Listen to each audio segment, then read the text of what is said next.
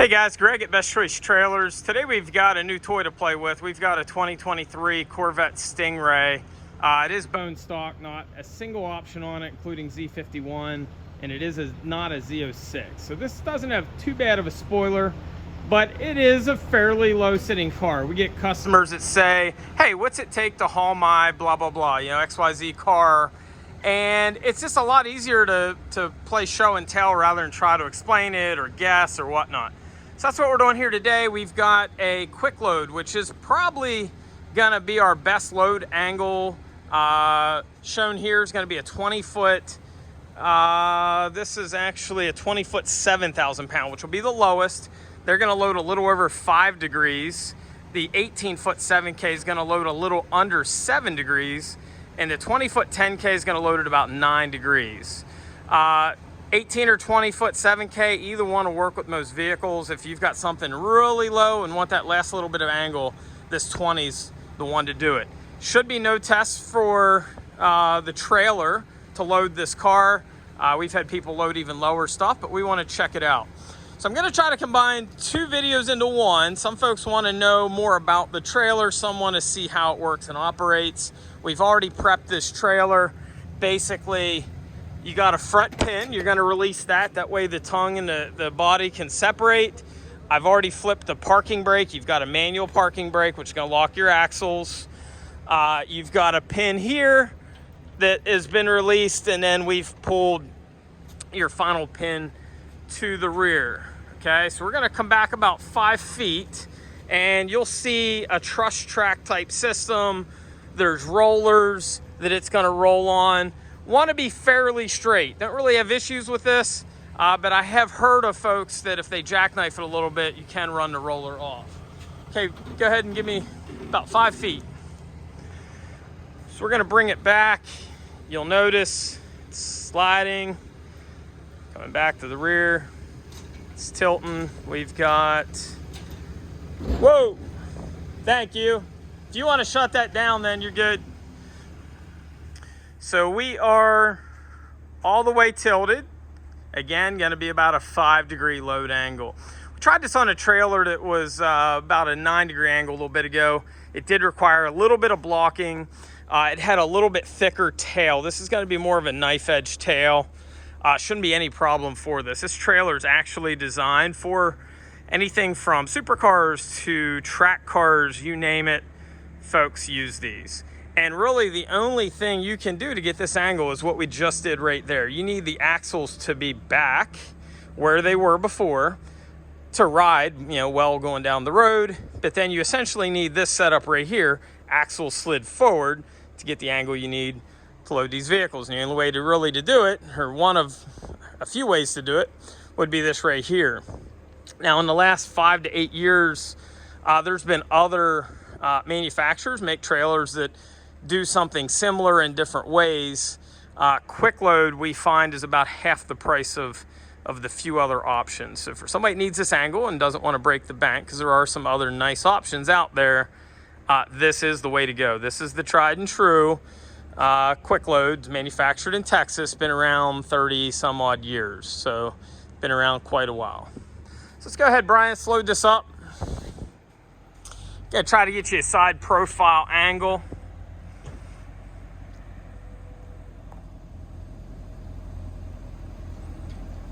All right, so let's get you a view there. This one's not even close. All the rest of them, you got close. This one, we're good. We got plenty of clearance. Okay, it's just getting that front tire up on. We're good. Still plenty of clearance up front. Let me check and make sure we're straight.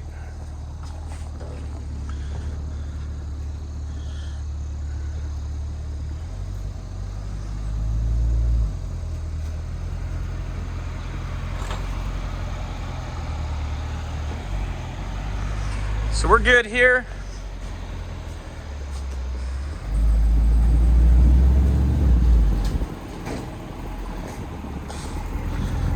Got about 4 inches. Got about 4 or 5 inches. Just got plenty of room.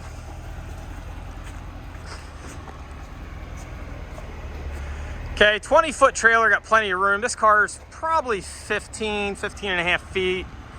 So again, guys aren't gonna need this kind of length to get that car up on. They need it for the angle. Okay, now one thing I didn't do was to take a fender off. More than likely, you're not gonna get that door open without the fender off. They are removable. Fairly easy to do so. You got wing nuts front and rear.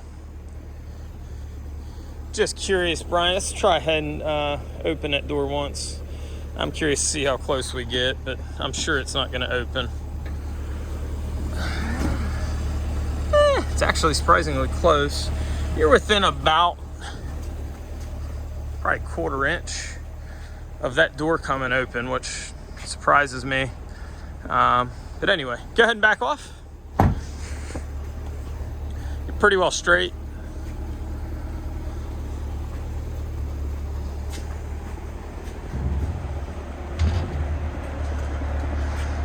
Again, this doesn't flare out at the rear. The Z06s would flare, but it's going to be behind. It's going to be behind anyway. You're good.